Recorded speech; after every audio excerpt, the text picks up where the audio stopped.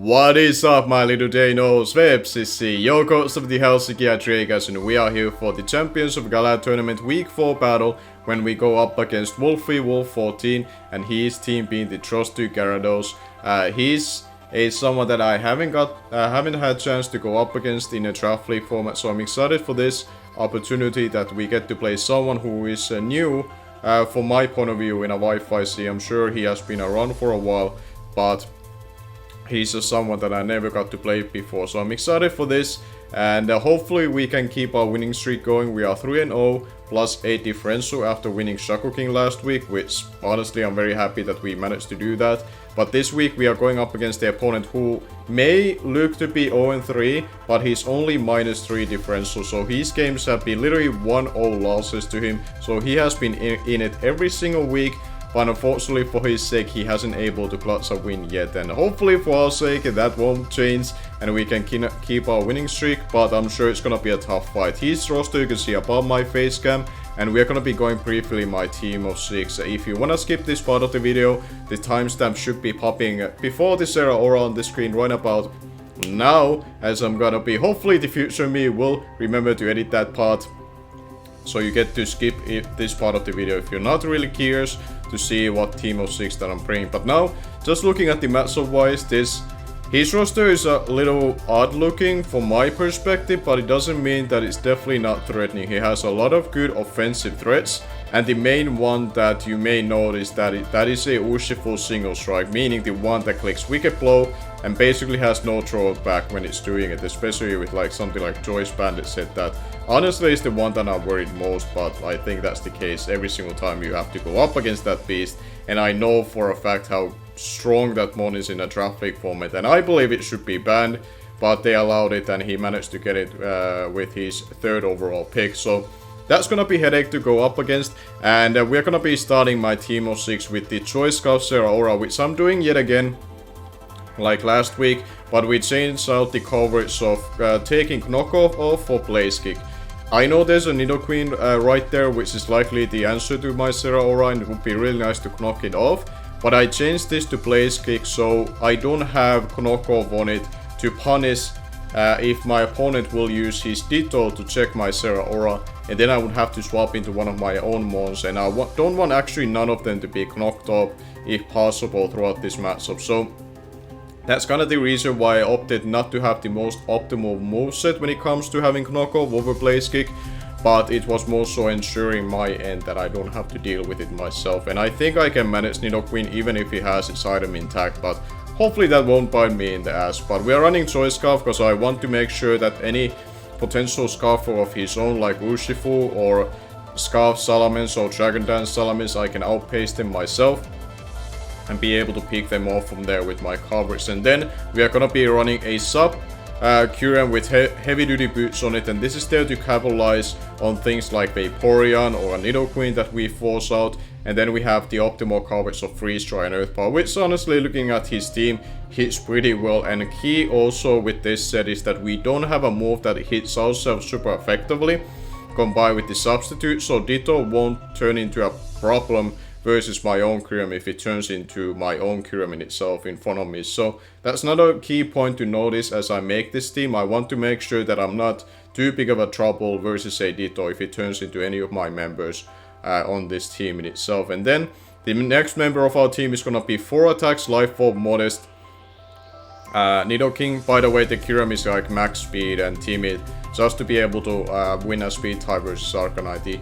I don't usually go too in detail into these spreads because I think that would take even more time, and I don't think it's that necessary for audience necessary to see.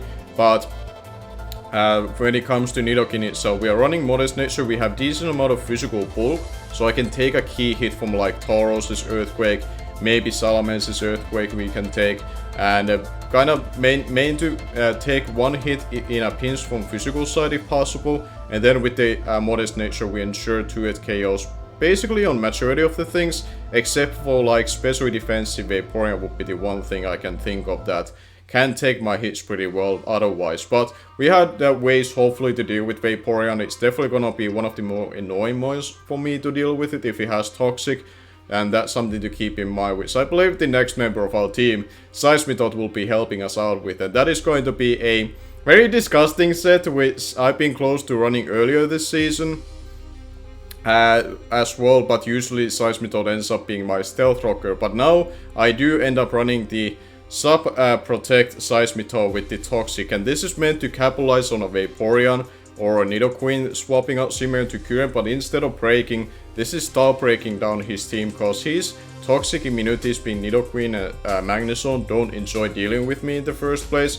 So I can pretty much toxic everything else, and then I can click protect to recover my health. If I'm behind a substitute, I can do that in front of Urshifu as well, because the Urshifu would only break my substitute at that point. Now I have to keep that in mind, that don't click protect versus Urshifu unless you're behind a substitute itself, if you can afford to, because Urshifu, not only is broken how hard it hits, the ability enables it to hit through protect, which I feel like many people kind of forget to mention on the mod in itself, but it's really annoying ability to face, so I cannot use protect versus that thing, but versus everything else I should be okay, barring maybe Salamence I want to hard swap into my next member of the team to make sure I don't give it too many opportunities to set up, because I don't run ice coverage on my Seismithod itself, but the next member of our team will be doing that. Shoutouts to me making this perfect like sequence to the next one on the team. I don't end up like doing that on purpose, but now it's just like, we're just going with the flow, let's just say that.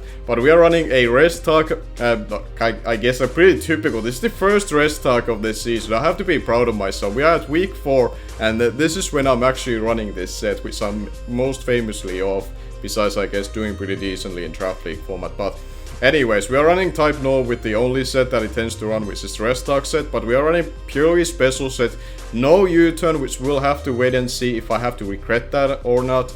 I was really close of running that for the slow initiative, but I really wanted to have Icy Wind to cover a Dragon Dance Salamence not getting out of hand. I know I have a Scarfsera Aura, but if it gets into +2, I cannot outpace it anymore, and this thing, combined with Eviolite and the battle armor, which prevents from crits, can take those hits very well. We are mixed defensive, so I can take hits from the physical side if I need to, and I can also take from the...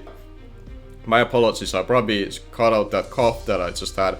But we can also take from the special side what I was meant to say as well, which is pretty nice with the Type No. This is kind of mon that kind of wants the Vaporeon to be toxic, because I cannot beat it otherwise, and I'm kind of stuck if I want to swap out versus it or not, unless I'm in a sleep, and then hope that he doesn't punish my switching into it with a toxic, for example. So I have to be a little careful with this in some scenarios, and obviously the Urshifu will be allowing to come in to play close combat, but we are gonna be running obviously a very necessary set versus a Urshifu, which is fully physically defensive fairy type. You gotta have to do that versus Urshifu. It's just that menacing if you don't have one, and we are gonna be running pretty much the same Togekiss as last week. It's really unfortunate after week 1 I had to run defensive Togekiss thus far, but we have to just do it. We are dealing with these strong ass fighting types or dragon types, it seems like every single week. So Togekiss, unfortunately you have to do the lame job, but someone has to do it in order for us to have a chance to win.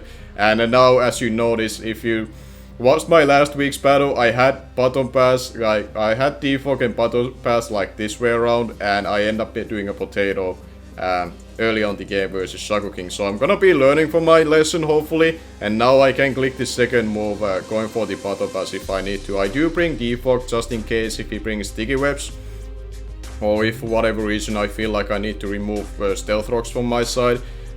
He also has toxic spikes from Nidoqueen, but those shouldn't be an issue as long as my Nidoking is alive.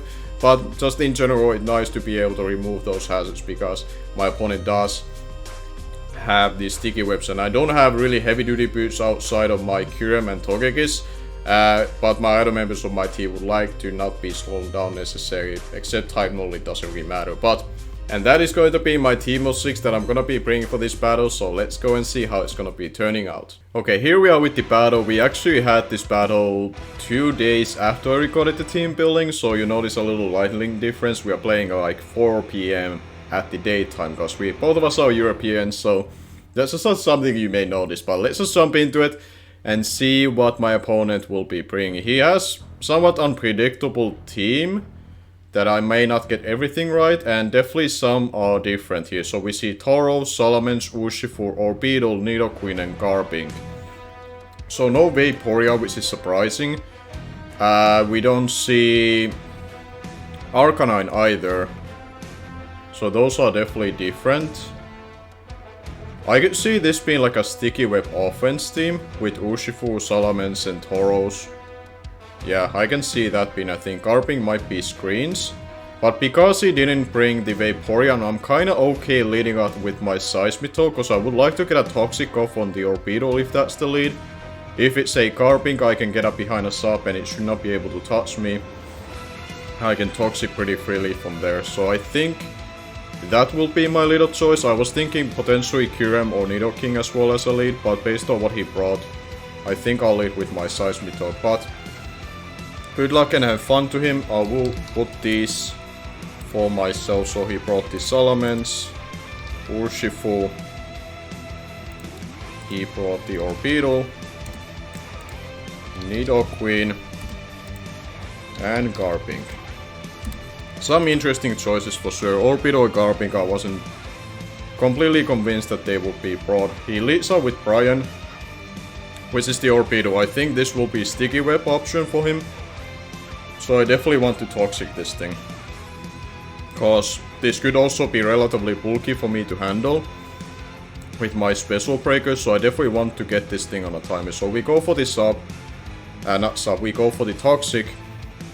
If he gets up his sticky webs, that isn't the worst case in the world, because we do have Defog on Togekiss, and my Zeraora is actually Choice Scarf, so barring him being Scarf himself, it's still the fastest one in the field. He does go for a Trick instead. Okay. What did he Trick on me? Choice Scarf. Okay. So now we are locked into this, but I do manage to at least to get this thing on a timer, which is good. And this thing isn't... Like, my set doesn't work obviously with Choice Scarf as well, but they should still be okay. I could go into my Togekiss, cause it should not be crippled as much by this. And I can defog away. I don't want him to necessarily trick anything else on my team. I could also go into my Kyurem on this spot, cause I don't need it super healthy for anything else, and this thing being on a timer would be better for me. But at the same time... No, I think I'll go into my Togekiss, because I do expect this to be sticky webs. So I want to be able to defog those away. If he swaps into something like Orbital or Nidoqueen on me, I can Battle Pass away versus Garbink. Versus Nidoqueen, I Heart Swap. Yeah, he does get up the sticky webs as I thought, but this gives me opportunity to just defog these away immediately. There's a good chance he swaps into Garbink here and try to get up his Stealth Rocks up. But we do manage to put this thing on a timer, and that's mainly what I honestly now only needed from Seismitoad. So I'm okay with this extension because I'm able to get rid of these, and he's also U-turn on this. And now we'll just notice that it's leftovers, and it's U-turn, Trick, Sticky Webs, which I should be able to manage just fine. He does go into the Nidoqueen, which is called Satan. Okay. And on this Nidoqueen, now I could choose to use my Seismitoad as a switching at first to this thing, but I also have Type Null. But Type Null is actually pretty valuable in this game to be able to deal with Tauros, Salamence, especially. So I might use a Seismitoad as my pivot on this, and potentially get Earth Power off. If he swaps into Salamence, I have Type Null to deal with it, so it's not the worst case scenario. So I think I'm okay here utilizing Seismitoad first to potentially get some damage off on this thing. And kinda see what he's planning to do himself. This could also be his rocker, but I feel like... Okay, he does go for the Earth Power.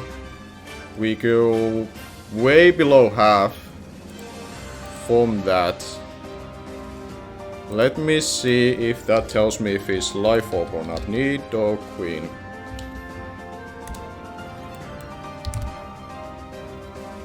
I'm at 94 HP. So he did about 55. He should be Life Orb, what I can tell. Yeah, he's definitely Life Orb. Okay, that's good to know. I'm gonna click just Earth Power and just mark this thing down. So his Life Orb, Shield Force most likely, based on the damage. And he went for the Earth Power. But that's good to know, because now I definitely am better off just letting this Seismitoad take the damage first, so we know that intel. And Type Null is very important for Salamence and Tauros, because it has Icy Wind for Salamence if he tries to set up. Tri-Attack is pretty spammable outside of that. Let's see what he goes into. He goes into Brian, which is again the Orbido, which I'm okay with. We get a little bit more chip on this.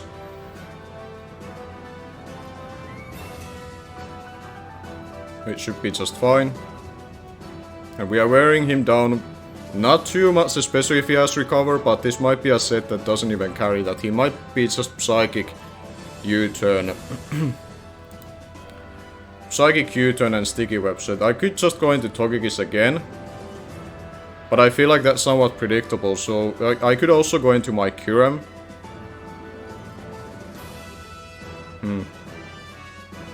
I could go into my Kyurem here. I think I'll use Kyurem this time around. I don't think he's clicking Sticky Webs again. I feel like he's U-turning this time around. And if I'm baiting Urshifu, it's not the worst case scenario, because I should be able to pivot on that on my Togekiss. But we go for... We will probably see U-turn. Yeah, I figured that he will click U-turn. And Togekiss would have... Okay, he crits me there. Unfortunately. But... I didn't want to baiting the Nidoqueen necessary again, because I want to make sure that Type Null doesn't take too quickly his damage. If I'm not forced to do that. But I would expect the Urshifu to come in. Unless he has to fear me being Scarfed, that might be something he has to worry about. Then he would go into Garbage instead. But this is an interesting team. He brought like a Sticky Web offense team, which is definitely not a bad bring from his side. And he does go into the Tauros instead. Okay, so this thing can be a little scary, because it's probably gonna be clicking Close Combat. I might sack my Seismiton in order to get my Type Null in for free. Which I think I'll do. I could pivot into Togekiss, but I really want Togekiss to be healthy, so I don't want to take unnecessary Body Slam if he, whatever reason, clicks that. Or even a Close Combat. He clicks Protect instead. Okay. Now, because I'm Choice Scarf with this thing, how fast am I? Tauros. He would have to be max speed in order to outpace me, so I would like to get my chance to Earth Power this. He might not even think I'm that fast on this variant. Yeah, I do outpace it, so we get some good damage on this Tauros. That is around 60% health, so I would mark that down, because it's very important for me. So Tauros is at 60%. And it has Protect and Body Slam. Here I could just go into my Type Null. Which is probably what I will do, because Tri-Attack should be doing crap load to you. Okay, let me see my Type Null versus Tauros. If he goes into -1, I should be able to pick him off, and I'm still decent health. That does put me in a point that I'm little... I think I have to do this. I'll use Type Null now, just to be able to get up a Tri-Attack on him, and he should die to this. And I have to utilize something like Garbing as an opportunity to rest back up. But we go for the Tri-Attack. This should be able to finish off the Tauros if he goes for a Close Combat. If he goes for a Body Slam, I'll take 2 easily. Because I'm somewhat I'm pretty heavily defensively invested on physical side. But I can also take special hits pretty well. So it's kind of like a mixed spread Type Null. But it's good that I managed to get that Earth Power off. So in that scenario, the Choice Scarf was pretty handy. Okay, we take that hit just fine, as you can tell. And now we go for the Tri-Attack in itself. And this should do a good chunk to you.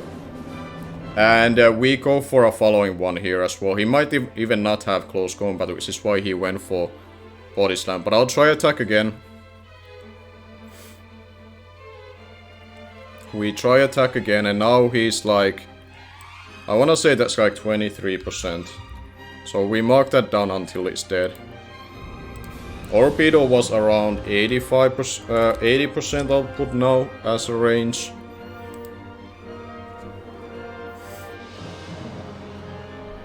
But yeah, this is a top battle. He brought a very... I think this is a very well thought plan versus me with the tools that he had left. I was convinced he would bring Arcanine as an ice resist. And maybe Vaporeon as a special wall for my Nidoking, but Sticky Web offense definitely wasn't a bad bring from his side. So he's definitely making this a close game. Okay, he does withdraw, so he's preserving that. We see the Urshifu, he's risking a Tri-Attack on it. Like now if we get Spoonfed here, that would be pretty huge. And we managed to snag the burn, oh my god, that is huge. That is huge. We got the Tri-Attack burn and he's at 60%. Type null on its debut. Letting us being spoon-fed here. Oh my god, that's really bad for my opponent. But I think he would have been better off like just go with the Taurus's attack or swap into... Like if he wanted to swap, he should swap into Garbing of all things, not the Urshifu. But we absolutely take those. That makes his Togekiss roll a lot more so, now it can focus on taking a Tauros hit or Salamancer's hit, because this should not be doing too much. He does go for the U-turn. He does like 6 HP damage with that Urshifu, so now I'm curious to see that if it's like Choice Bandit and Scarf. Not Choice Scarf and Burnt, what I should say. And if I make it Burnt and Jolly. Yeah, that definitely is Choice Bandit, so I can mark that down to be Choice Bandit. And here comes the Nidoqueen, which is definitely a problem for me to deal with. I could almost hard go into Nidoking on this, cause you should be clicking Sludge Wave if anything. But I could also utilize Kurem for this. Kurem is not as essential as Nidoking is. I think I'll go into Kurem. I should live any one hit. And then I can force him back out. Nidoking would be very strong break, because I would be quite resisting this Sludge Wave, but I don't want to risk it necessarily. But let's see what he does. He does go for the Ice Beam, so this was better off for me. That was definitely a potential for him to do as well. So I'm kinda glad that I did make this more safer play here. Nidoqueen. You will take this freeze try no matter what, but it should put you in a range that my other guys can definitely finish you off. Including something like... Okay, he does preserve this. He knows that this is very important for Urshifu. He does go into Peter, which is going to be the Garbink, which is probably his Stealth Rocker. Okay. See how much we do to this little guy. We don't do too much. Garbink. That did... Okay, that did amount that special defensive would be pretty much the case. Now, how much are you doing back to me with like Moonblast? Because I could just stay in and just Earth Power this down if necessary. Kurem. He does like 33 to... Yeah, I can basically roost on this if I want to. I think I'll roost. Because that gives me opportunity to pivot on the Nidoqueen again if he does go for like Hazard or Screens instead. So we go for the roost. We should be able to take his hit no matter what, just fine. As he does go for the Stealth Rock. So I figured this would be the case, so... that's not the worst case scenario. And at this point, Earth Power can 2-hit KO you if I really want to do that.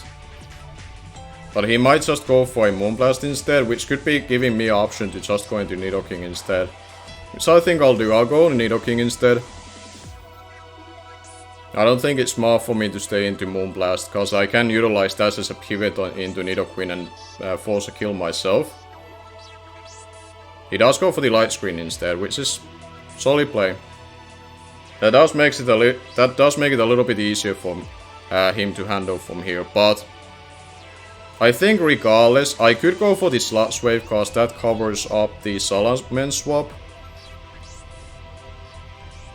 But I think I'll Earth Power. He might be just sacking this thing down as well. So getting through it faster would be also nice.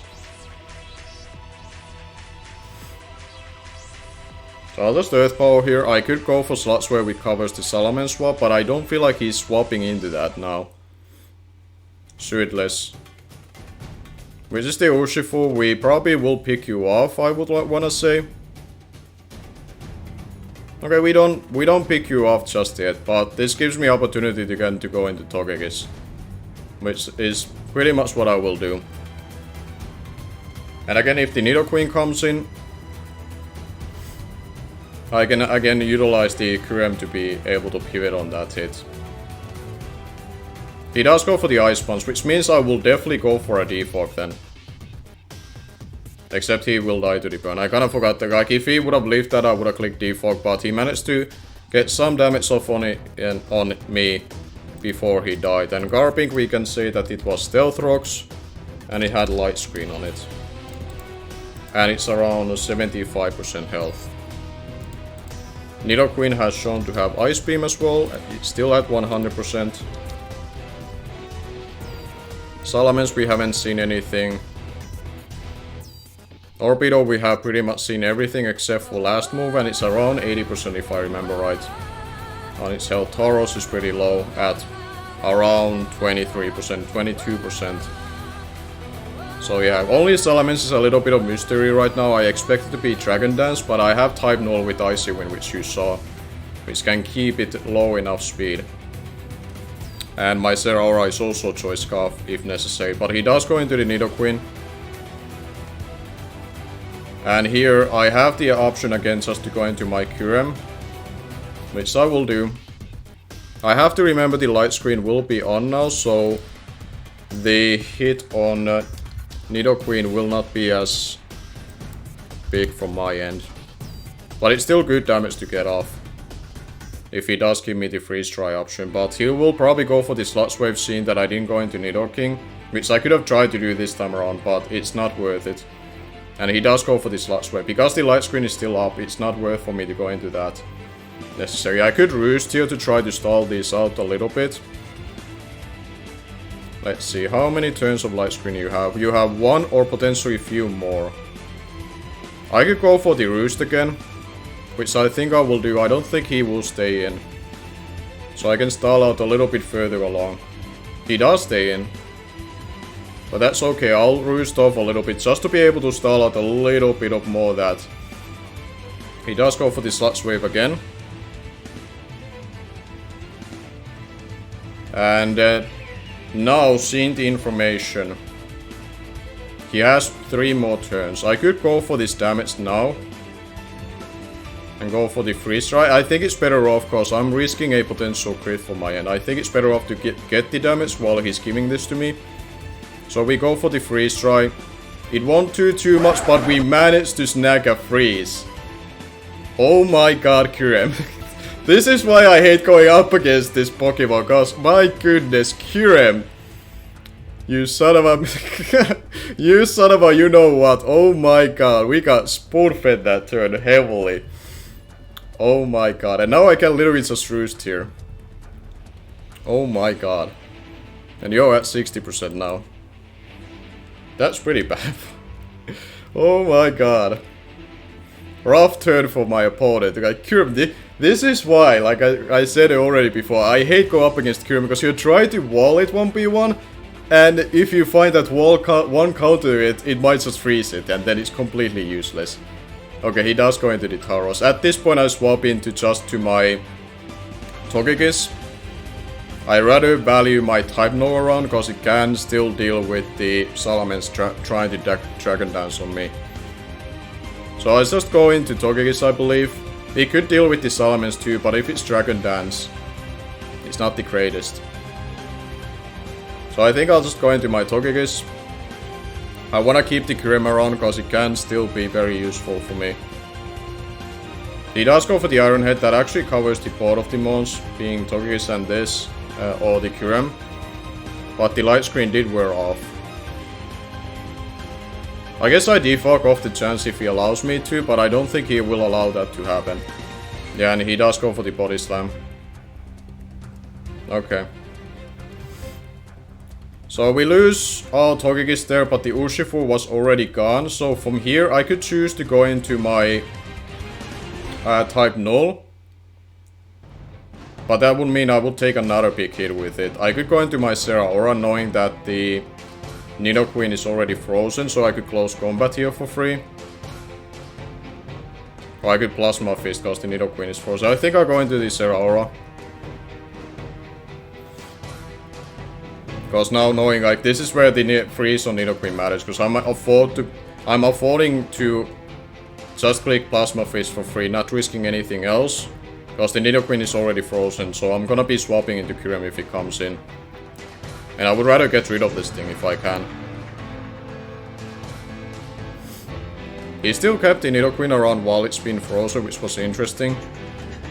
But I guess he was banking that. Okay, he does give me the Tauros. That's pretty big for me. That he allows me to do get rid of this thing. Because I did, like, Tauros was actually low-key a big threat to me with that Life Orb set, as you saw. I didn't have good pivots around it. But thus far we managed to get around this because we got a Try Attack Bird and a Freeze Try Freeze. Oh my god. But we cannot get ahead of ourselves. Salamence is still a huge threat. Humongous threat. And here it comes. Now, I could choose to... Okay, he's Intimidate. I don't want to stay in then. I was thinking like maybe I stay in if he's not Intimidate. But on this scenario, I was just going to type null and Icy Wind it down. And I have battle armor if he, like... On scenario versus everything else on my team, I would have to worry about getting critted myself. With type null's battle armor ability, I don't have to worry about being critted. And if this is Dragon Dance, I can keep Icy Winding. Yeah, he is Dragon Dance. So we keep Icy Winding this down. Right, at this point of time, while he's at +1 speed, I know my Zeraora will still outpace it. So we're gonna be Icy Winding this down. But he's Dragon Dance Salamence. He does go for the Dragon Claw. Type null takes that like a boss, man. And we managed to go for the Icy Wind, and this should do decent damage to you. Yep, and that is definitely a 2-hit KO, and now the speed is being dropped again. And we're gonna be going for that again. And that Salamence is around 35% right now if he preserves this thing. But oh my god, the type null and Kyurem really showed up today to really give us the best opportunity to win this matchup. And like, credit to my opponent, he definitely had a solid offensive game plan, but sometimes Pokemon ends up being a game like this that it just doesn't favor one side too heavily. He does go for the Dragon Claw again. Type null should be able to take that, but we missed the Icy Wind. You know what? I guess it's fair. I guess it's fair that we miss Icy Wind. Pretty hacksy game. But he does go for the Dragon Claw again. And here, knowing that it's neutral speed, I will just go into Zeraora. And now that he's 35%, and knowing how much you took from that Icy Wind, let me make sure that Plasma Fist will kill this Salamence. Icy Wind did quite a bit to you, so Plasma Fist will do like 60% to you. So yeah, Plasma Fist is definitely my play of choice here. We do go for the Plasma Fist. We were choice scuff off the chance the Icy Wind didn't land the first time around, but we definitely needed the Icy Wind damage at least to put it in a range of this. So okay, we managed to get through that, and we only have the Orbeetle, Garbink, and the Nidoqueen left. And Nidoqueen is still frozen. Mind you, it is still frozen. Kyurem probably beats the rest of the team the best now looking at it, because it has Roost to be able to manage the Orbeetle and the Garbink. He does go into the Garbink instead. I'll probably just stay in and Plasma Fist this, to be honest. So we're gonna be clicking just that. I want any damage on this thing is good, and I don't want to give him a screen for free. And we're gonna be seeing which screen he will be clicking. That looks like a 2-hit KO as long as he doesn't go for the Reflect, as he does go for the Reflect. So he will manage to get both screens up still. But that's okay, at least I get through this thing. He was Reflect on this. We can say that it's likely. What kind of health are you left off? You're below 20%, I'll say 18%. As he goes for the body press. He didn't get up a light screen, so I know my special attackers are fine here still. So we just Plasma Fist again. And we get rid of the Garbing with the Alcera Aura. So it's kind of, this is a weird weird battle to commentate because so much shenanigans has happened, and in case you cannot tell, inside I feel a little bit bad what I have done with the try attack burn and the freeze try freeze. I wanted to be more like hyped up and excited that whoa, we are gonna be winning this game, but like how can you get so excited, like genuinely excited, and knowing that what you have done in this game. But at this point, because he's giving me this, to be honest, I could go into Kurem here. Is it a throw? I don't... I'll just secure the win. I'll let him have this. Let's get just a little bit of chip that while we can. I wanna see if you have Psychic or not. You probably have Psychic. I'll take the 2-0 win. At this point, while I'm still the only undefeated team, it's fine for me. Okay, he just goes for the sticky webs. That doesn't matter because Kurem is boots. And I still chose to stay in with this guy. Zeraora might be able to get this last kill still. And that toxic from Seismiton, even though you got crippled, you're still pretty important at this point of the battle. Turn 1, getting this thing on a timer. Because I probably, if this thing had recovery, I would have hard time to breaking it, if I'm being honest. So the toxic turn 1 was a big deal, regardless of like how useless I guess Seismiton became after that. He does go for the U-turn.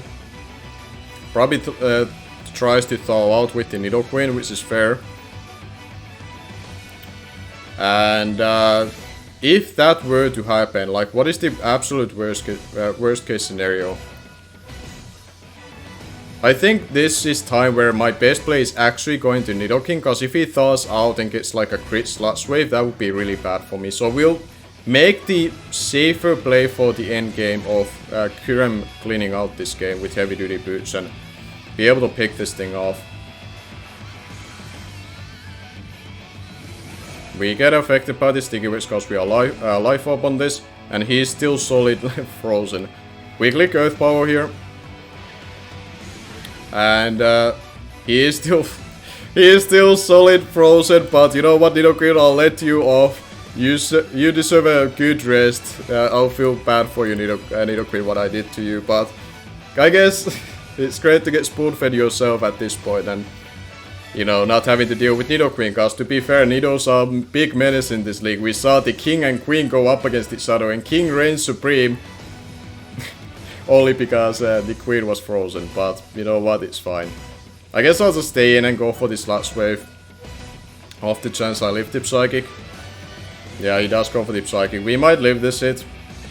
As we do, Nidoking is a beast. Thank God I didn't make you mixed defensive this week around, so I knew I could live that hit, potentially if you're not offensive. And there you go, we managed to snag a 3-0 win over Wolfie Wolf, who thus far has had very close games. And this one, undeservedly so, he just didn't have a proper chance to try to win this game. I think he had a very solid prep, I would think. And I definitely do feel bad about how I won this. But hey, this is the game we play, and there's not really much I can do about it. I clicked Freeze Try with Kurem, which was the best move.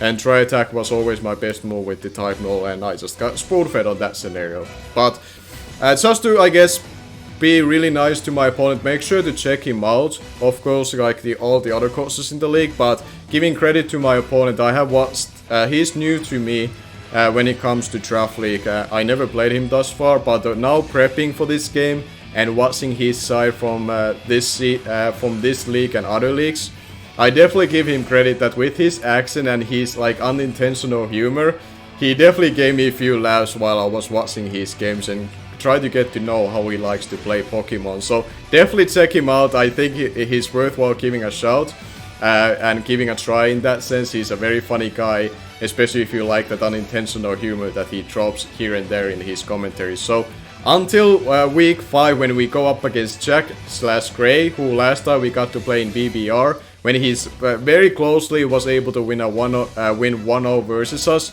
with the team that I took over by.